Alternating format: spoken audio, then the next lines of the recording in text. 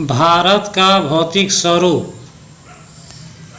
जैसा कि आप जानते हैं कि भारत विभिन्न स्थलाकृतियों वाला एक विशाल देश है और आप किस प्रकार के क्षेत्र भूभाग में रहते हैं।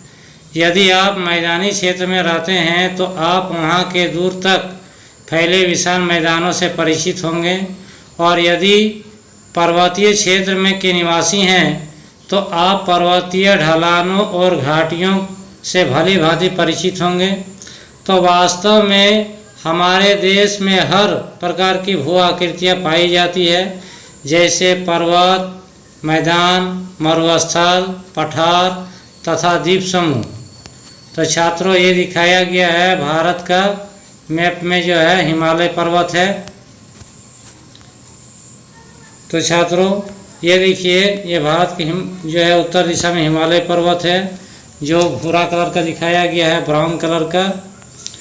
तो भारत की भूमि बहुत अधिक भौतिक विभिन्नताओं को दर्शाती है और भूगर्भीय तौर पर जो है प्रायद्वीपीय पठार पृथ्वी की सतह का जो है प्राचीनतम भाग है और इसे भूमि का एक बहुत ही स्थिर भाग माना जाता है, परंतु हाल के जो है भूकंपों ने इसे गलत साबित किया है और हिमालय एवं उत्तरी मैदान हाल में बनी स्थलाकृतियाँ हैं और भूगर्भ वैज्ञानिकों के अनुसार जो है हिमालय पर्वत एक अस्थिर भाग है, अर्थात वह स्थिर नहीं है और हिमालय की पूरी पर्वत श्रृंखला एक युवा स्थलाकृति को दर्शाती है, जिसमें ऊंचे शिखर, गहरी घाटियां तथा तेज बहने वाली नदियां भी है।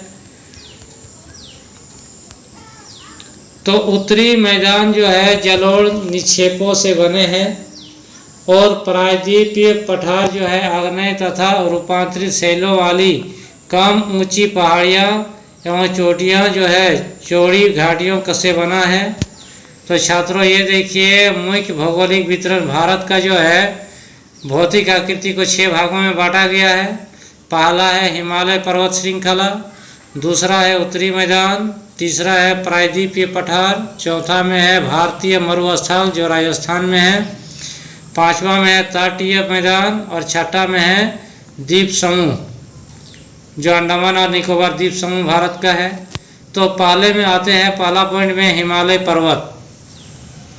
तो भारत की उत्तरी सीमा पर विस्तृत हिमालय पर्वत जो है वह भूगर्भीय रूप से जो है युवा एवं बनावट के दृष्टिकोण से बलित पर्वत श्रृंखला है और ये पर्वत श्रृंखला जो है पश्चिम पूर्वी दिशा में सिंधु से लेकर ब्रह्मपुत्र नदी तक फैली हुई है और हिमालय विश्व की सबसे ऊंची पर्वतों की श्रेणी में आते हैं और जो है एक अत्यधिक जो है असम जो है अवरोधों में से एक है।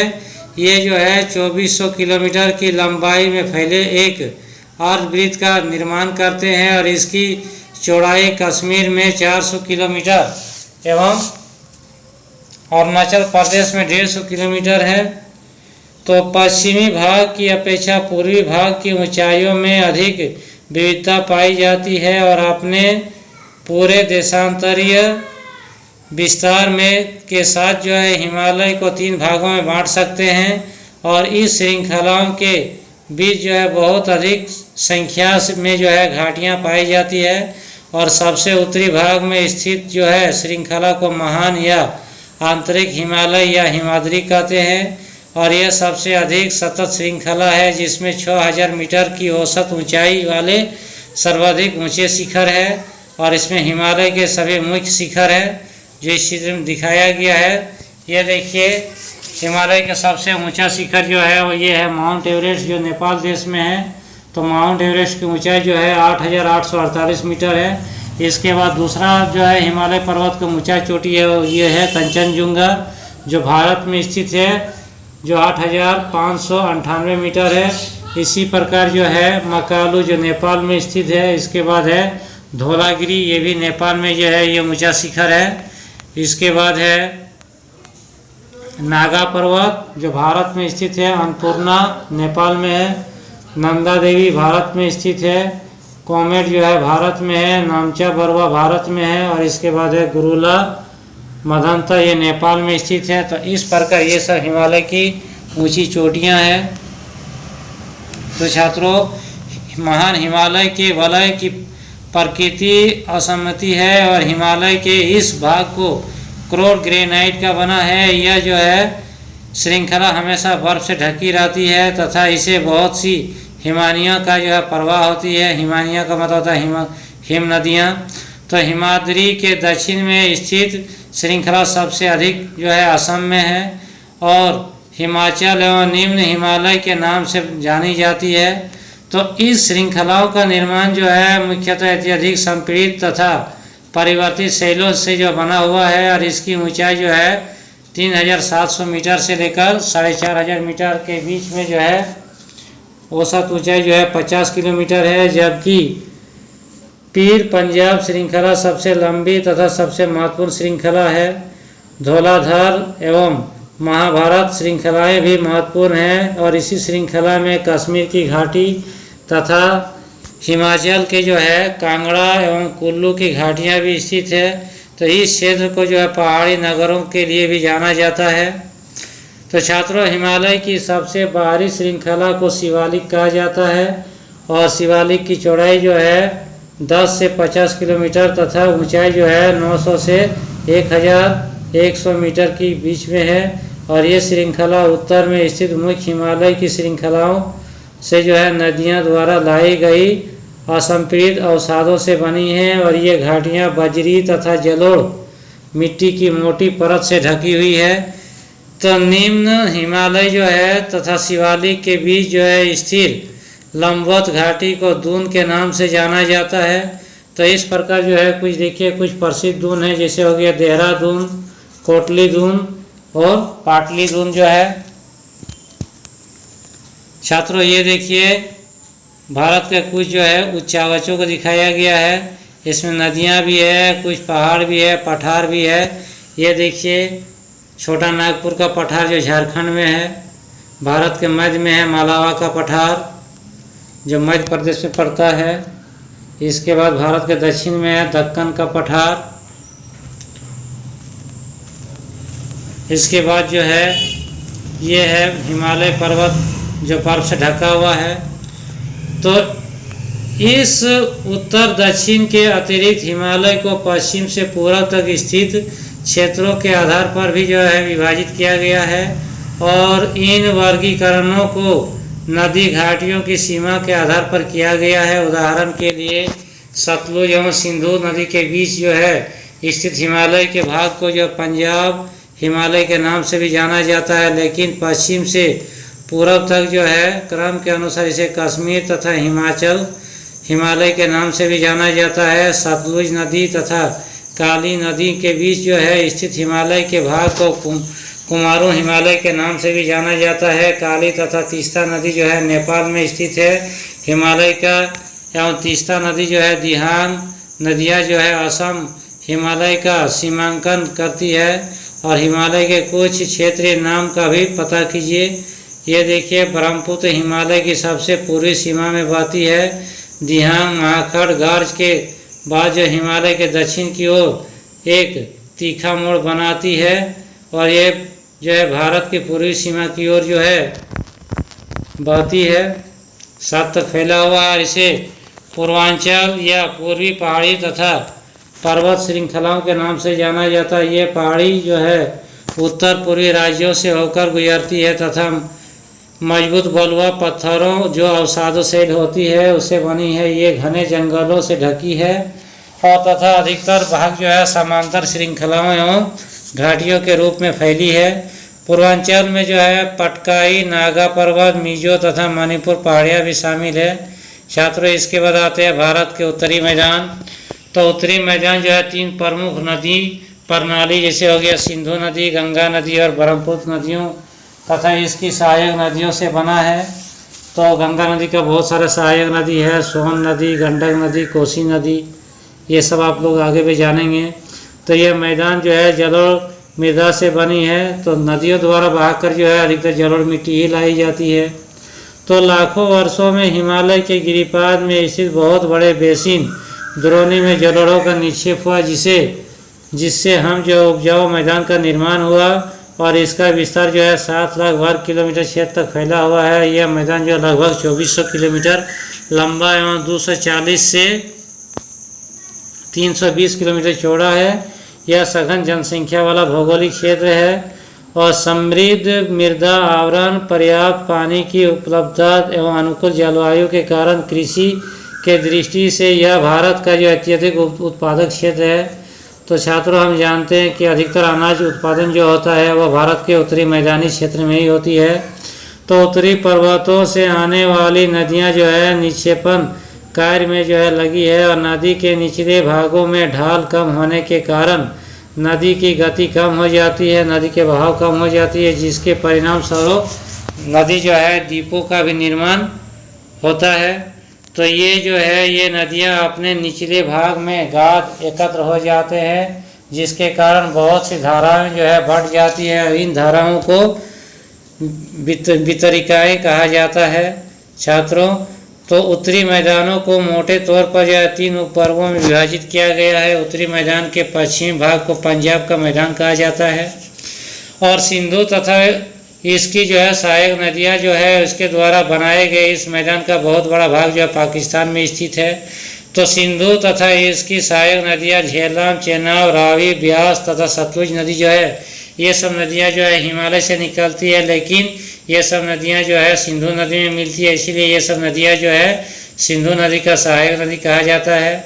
और मैदान के इस भाग में दोआबों की संख्या बहुत अधिक है और गंगा के मैदान का विस्तार जो है घग्गर तथा तीस्ता नदियों के बीच है। यह उत्तरी भारत के राज्यों हरियाणा, दिल्ली, उत्तर प्रदेश, बिहार, झारखंड के कुछ भाग तक पश्चिमी बंगाल में फैला है। और ब्रह्मपुत्र का मैदान जो है इसके पश्चिम विशेषकर असम में स्थित है। तो छात्रों, उत्तरी मैदानों की व्याख्या जो सामान्यतः इसके उच्चावचों के बिना किसी विविधता वाले समतल स्थल के रूप में की जाती है और यह सही नहीं है कि इस विस्तृत मैदानों की भौगोलिक आकृतियों में भी विविधता है। आकृति भिन्नता के आधार पर भी जो है उत्तरी मैदान के चारों भागों में जो है बटा हुआ है, विभाजित किया जाता है। और नदियां जो है पर्वतों से जो है नीचे उतरते समय शिवालिक की ढलान पर जो है 8 से 16 किलोमीटर की चौड़ी पट्टी में गुटिका का निक्षेपण करती है। इसे भाबर कहा जाता है, इसको जो है भाबर के नाम से जानते हैं। तो सभी सरिताएं, सरिता का मतलब होता है छात्रों नदियां, तो इस भाबर पट्टी की विलुप्त हो जाती है और इस पट्टी के दक्षिण में ये सरिताएं जो है एवं नदियां पुनः निकल आती है और नम तथा दलदली क्षेत्र का निर्माण करती है, जिसे तराई कहा जाता है। और यह वन्य प्राणियों से भरा घने जंगलों का क्षेत्र था, जो बंटवारे के बाद पाकिस्तान में आए शरणार्थियों को कृषि योग्य भूमि उपलब्ध कराने के लिए इस जंगल को काटा गया। तो छात्रों, इस क्षेत्र के दुधवा राष्ट्रीय पार्क भी स्थित है, जिसे ज्ञात कीजिए। दुधवा राष्ट्रीय पार्क कहाँ पर है, देखिए भारत के मैप में। और उत्तरी मैदान का सबसे विशालतम भाग जो पुराने जलोढ़ मिट्टी का बना है, ये नदियों के बाढ़ वाले मैदान के ऊपर स्थित है तथा वेदिका जैसी आकृति प्रदर्शित करती है। तो छात्रों, इसमें आपको कुछ बताएंगे कि इस चैप्टर में आपसे एक क्वेश्चन पूछा जाएगा कि बांगर और खादर क्या है। तो बांगर जो है पुराने जलोढ़ मिट्टी को कहा जाता है और खादर जो है नए जलोढ़ मिट्टी को कहा जाता है, जो नदियों द्वारा बहाकर लाया जाता है।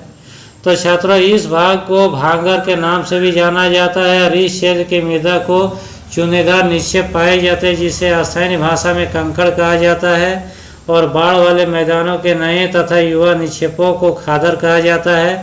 इसका जो है लगभग प्रत्येक वर्ष पुनः निर्माण होता है, इसलिए ये उपजाऊ होते हैं तथा गहन खेती के लिए ये आदर्श होता है, अर्थात खादर मिट्टी में अच्छी खेती होती है। इसके बाद आते हैं छात्रों, भारत का तीसरा भौगोलिक क्षेत्र जो है वो है पठार। तो प्रायद्वीप पठार एक मेज की आकृति वाला स्थल है, चौखुट, जो पुराने क्रिस्टलीय आग्नेय तथा रूपांतरित शैलों से बना है। यह गोंडवाना भूमि के टूटने एवं अपवाह के कारण बना है था तथा यही कारण है कि यह प्राचीनतम भूभाग का एक हिस्सा है और यह पठारी भाग में चौड़ी तथा छिछली घाटियाँ एवं गोलाकार पहाड़ियाँ हैं। और इस पठार के दो मुख्य भाग है, मध्य उच्च भूमि तथा दक्कन का पठार। नर्मदा नदी के उत्तर में प्रायद्वीप पठार का वह भाग जो कि मलावा के पठार के अधिकतर भागों पर तक फैला हुआ है और उसे मध्य उच्च भूमि भी के नाम से भी जाना जाता है। विंध्य श्रृंखला जो है विंध्याचल पर्वत है, जहाँ पर दक्षिण में सतपुड़ा श्रृंखला तथा उत्तर पश्चिम में आरावली पर्वतों से घिरी है और पश्चिम में यह धीरे धीरे राजस्थान के बलुई तथा पथरीले मरुस्थल में मिल जाता है। और इस क्षेत्र में बहने वाले नदियां जो है चंबल नदी, सिंध, बेतवा नदी तथा केन दक्षिण पश्चिम से उत्तर पूर्वी की तरफ जो बहती है और इस प्रकार की वे इस क्षेत्र से बहती है। ये देखिए छात्रों, यह है प्रायद्वीपीय पठार, ये दिखाया गया है जल बहते हुए पठारी क्षेत्र में। तो इस प्रकार उडंग मंगलू जिले ऊटी के नाम से भी जाना जाता है, जो कोडकीनाल जैसे प्रसिद्ध पहाड़ी नगरों में की स्थिति जो है मानचित्र में ज्ञात कीजिए। और प्रायद्वीप पठार की जो विशेषता यहाँ पाई जाने वाली काली मृदा है, जिसे दक्कन ट्रेप के नाम से भी जाना जाता है। तो छात्रों, भारत का जो है उच्च भूमि पश्चिम में चौड़ी लेकिन पूर्वी में संकीर्ण है और इस पठार के पूर्वी विस्तार को जो है स्थानीय रूप से बुंदेलखंड, बघेलखंड के नाम से भी जाना जाता है। और इसके जो है पूर्व में विस्तार को दामोदर नदी द्वारा अपाई छोटा नागपुर का पठार में बहती है। दक्षिण का पठार जो है एक त्रिभुजाकार पठार है जो नर्मदा नदी के दक्षिण में स्थित है और उत्तर में इसके चौड़े आधार पर सतपुड़ा की श्रृंखला है, जबकि महादेव, कैमूर की घाटी तथा मेकाल श्रृंखला इसके पूर्वी विस्तार है। तो भारत के भौतिक मानचित्र इन पहाड़ियों एवं श्रृंखलाओं को स्थित को जो है ज्ञात करें। और दक्षिण का पठार जो है पश्चिम में ऊंचा तथा पूर्व की ओर कम ढलान है और इस पठार का एक भाग जो उत्तर पूर्व में भी देखा जाता है, जिसे स्थानीय रूप में मेघालय, कार्बी एंगलोंग पठार तथा उत्तर कचार पहाड़ी के नाम से भी जाना जाता है। और यह एक भ्रंश के द्वारा छोटा नागपुर का पठार से अलग हो गया है। और पश्चिम में पूर्व की ओर तीन महत्वपूर्ण श्रृंखलाएँ जो है वह गारो, खासी तथा जैतिया है। दक्षिण के पठार में पूर्वी एवं पश्चिमी सिरे पर जो है क्रम के अनुसार पूर्वी तथा पश्चिमी घाट स्थित है और पश्चिमी घाट जो है पश्चिमी तट के समांतर स्थित है। ये जो है सतत है तथा इन्हें केवल दर्रा के द्वारा ही पार किया जा सकता है। और भारत के भौतिक मानचित्र में थाल घाट, भोर घाट तथा पाल घाट की स्थिति से ज्ञात करें तो पश्चिम घाट पूर्वी घाट की अपेक्षा ऊंचे हैं और पूर्वी घाट में 600 मीटर की औसत ऊंचाई की तुलना में पश्चिमी घाट जो है 900 से लेकर 1600 मीटर की पूर्वी घाट का विस्तार महानदी घाटी से जो है दक्षिण नीलगिरी तक जो है पूर्वी घाट का विस्तार सतत नहीं है, ये अनियमित है। और बंगाल की खाड़ी में गिरने वाली नदियां जो है इसको जो काट दिया है। और पश्चिमी घाट में जो पर्वतीय वर्षा होती है, यह वर्षा घाट के पश्चिमी ढाल पर आर्द्र हवा से टकराकर जो ऊपर उठने के कारण पश्चिमी घाट के विभिन्न स्थानीय नामों से भी जाना जाता है। और पश्चिमी घाट की ऊंचाई उत्तर से दक्षिण की ओर बहती है। इस भाग के शिखर ऊंचे हैं, जैसे आयनामुड़ी तथा डोडाबेटा। पूर्वी घाट का जो सबसे ऊंचा शिखर जो है वह है महेंद्रगिरी और पूर्वी दक्षिणी पश्चिम में शिवराज तथा जावेदी की पहाड़ियां हैं। तो छात्रों, इस प्रकार उडुमला स्थिति में जो ऊटी के नाम से भी जाना जाता है और कोडीकनाल जैसे प्रसिद्ध पहाड़ी नगरों में जो स्थित मानचित्र में देख सकते हैं। तो प्रायद्वीप पठार की जो विशेषता जो है यहाँ पाई जाने वाली काली मृदा पाई जाती है, जिसे दक्कन ट्रेप के नाम से भी जाना जाता है। और इसकी उत्पत्ति ज्वालामुखी से हुई है, इसलिए इसके शैल जो है आग्नेय शैल वास्तव में इन शैलों का जो समय के साथ अपर्दन हुआ, जिसे काली मृदा का निर्माण हुआ और अरावली पर्वतों की जो है पहाड़ियाँ पठारी मैदान के पश्चिमी एवं उत्तर पश्चिमी किनारे पर स्थित है। ये बहुत अधिक अपर्दित एवं खंडित पहाड़ियाँ हैं और ये गुजरात से लेकर दिल्ली तक दक्षिण पश्चिम एवं उत्तरी पूर्वी तक दिशा में फैली हुई है। इसके बाद छात्रों आते हैं भारत का मरुस्थल। तो अरावली पर पहाड़ी के पश्चिमी किनारे पर थार मरुस्थल है जो राजस्थान में है। यह बालू के टिब्बों में ढका एक तरंगित मैदान है और इस क्षेत्र में प्रति वर्ष 150 मिलीमीटर से भी कम वर्षा होती है। इस शुष्क जलवायु वाले क्षेत्र में वनस्पति बहुत कम होती है और वर्षा ऋतु में ही कुछ नदी दिखाई पड़ती है और इसके बाद जो है वे बालू में विलीन हो जाती है। तो पर्याप्त जल नहीं मिलने से वे समुद्र तक नहीं पहुंच पाती है। यहाँ पर जो है बहने वाली नदी जो है वो है लूनी नदी जो थार मरुस्थल में है और बरकाना अर्धचंद्राकार बालू का टिब्बा बनता है सी आकार का जो विस्तार बहुत अधिक क्षेत्र में होता है। ये लंबा टीले भारत पाकिस्तान सीमा के समीप प्रमुखता से पाए जाते हैं। यदि आप जैसलमेर जाएंगे तो बरकान के समूह देख सकते हैं। छात्रों ये देखिए भारत का मरुस्थलीय क्षेत्र में महिलाओं को कितना दूर पानी लाने के लिए जाना पड़ता होगा जो इस चित्र में आप देख रहे हैं मरुस्थल का। तो छात्रों इसके बाद आते हैं भारत का तटीय मैदान। तो प्रायद्वीपीय पठार के किनारों संकीर्ण पट्टियों का जो विस्तार है और यह पश्चिम में अरब सागर से लेकर पूर्व में बंगाल की खाड़ी तक विस्तृत है और पश्चिम तट पश्चिमी घाट तथा अरब सागर के बीच स्थित एक संकीर्ण मैदान है और इस मैदान को 3 भाग है। तट के उत्तरी भाग को कोंकण जो मुंबई तथा गोवा में स्थित है, मध्य भाग को कन्नड़ मैदान एवं दक्षिणी भाग को मालाबार तट कहा जाता है। तो बंगाल की खाड़ी के साथ विस्तृत मैदान चौड़ा एवं समतल है। उत्तरी भाग में इसे उत्तरी सरकार कहा जाता है जबकि दक्षिणी भाग को जो कोरोमंडल तट के नाम से जाना जाता है। यहाँ बड़ी नदियाँ जैसे हो गया महानदी, गोदावरी, कृष्णा तथा कावेरी नदी है और इस तट पर जो है विशाल डेल्टा का निर्माण करती है। यहाँ पर चिल्का झील पूर्वी तट पर जो स्थित एक महत्वपूर्ण भू लक्षण है। छात्रों ये देखिए तटीय मैदान में जो है कृषि करते हुए दिखाया गया है। इसके बाद है द्वीप समूह, भारत का द्वीप समूह। तो आप पहले ही देख चुके हैं कि भारत का मुख्यतः स्थल भाग जो अत्यधिक विशाल है और इसके अतिरिक्त भारत में 2 द्वीप समूह स्थित है, अंडमान और निकोबार और लक्षद्वीप। तो क्या आप इन द्वीप समूह को पहचान सकते हैं? ये देखिए छात्रों ये है द्वीप समूह, ये एक द्वीप है।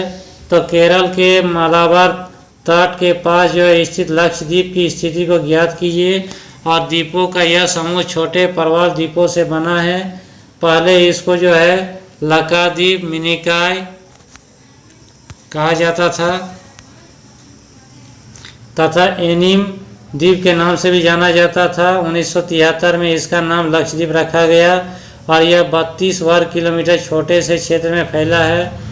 कावारती द्वीप लक्षद्वीप का प्रशासनिक मुख्यालय है। इस द्वीप पर जो है द्वीप समूह पर पादप तथा जंतु के बहुत से प्रकार पाए जाते हैं। पिटली द्वीप जहाँ मनुष्य का जो है निवास नहीं है वहाँ एक पक्षी अभयारण्य भी है। और अब बंगाल की खाड़ी में उत्तर से दक्षिण के तरफ फैले द्वीपों की श्रृंखलाएं की जो है ध्यान दीजिए और ये अंडमान एवं निकोबार द्वीप समूह में जो है जो स्थित है। यह द्वीप समूह आकार में बड़े संख्या में जो है बहुत बहुल तथा बिखरे हुए हैं और यह द्वीप समूह जो मुख्यतः 2 भागों में बांटा गया है, उत्तर में अंडमान तथा दक्षिण में निकोबार। और यह माना जाता है कि द्वीप समूह जो है निमज्जित पर्वत श्रेणियों में जो है श्रेणियों के शिखर है और यह द्वीप समूह देश की सुरक्षा के लिए जो है बहुत महत्वपूर्ण है। और इन द्वीप समूह में पाए जाने वाले पादप एवं जंतुओं में बहुत अधिक विविधता भी जो है। ये द्वीप समूह जो है विषुवत वृत्त के समीप स्थित है और यहाँ की जलवायु जो है विषुवतीय है तथा यहाँ जो है घने जंगलों से जो है घिरा हुआ है और विभिन्न भू आकृतियाँ जो है विभागों का जो है विस्तृत विवरण प्रत्येक विभाग की विशेषताएं स्पष्ट करता है, परंतु यह जो है यह स्पष्ट है कि ये विभाग जो है एक दूसरे के पूरक है और वे देश को प्राकृतिक संसाधनों में समृद्ध बनाते हैं। और उत्तरी पर्वत जल एवं वनों के प्रमुख स्रोत है। उत्तरी मैदान देश के अन्न भंडार है, उसमें जो है प्राचीन सभ्यताओं का विकास को आधार मिला है। पठारी भाग खनिजों का भंडार है भारत का, जिससे देश के औद्योगिकरण में विशेष भूमिका निभाई है। और तटीय क्षेत्र जो है मत्स्य अर्थात मछली और पोत संबंधी क्रियाकलापों के लिए प्रयुक्त स्थान है। पोत का मतलब होता है जलपोत अर्थात जल जहाज। तो इस प्रकार देश की विविध भौतिक आकृतियाँ भविष्य में विकास की अनेक संभावनाएं प्रदान करती है। तो छात्रों, इस चैप्टर का जो है यह अभ्यास का कुछ ऑब्जेक्टिव क्वेश्चन और यह है संक्षेप में इसका उत्तर देना है इन प्रश्नों का। इसके बाद ये जो है संक्षिप्त टिप्पणियाँ लिखना है और ये जो है आपका प्रोजेक्ट कार्य दिया गया है, मानचित्र कार्य क्रियाकलाप इसे भी आपको बनाना है। छात्रों, अगर मेरा वीडियो आप लोग का अच्छा लगा हो तो सब्सक्राइब जरूर कीजिएगा। धन्यवाद।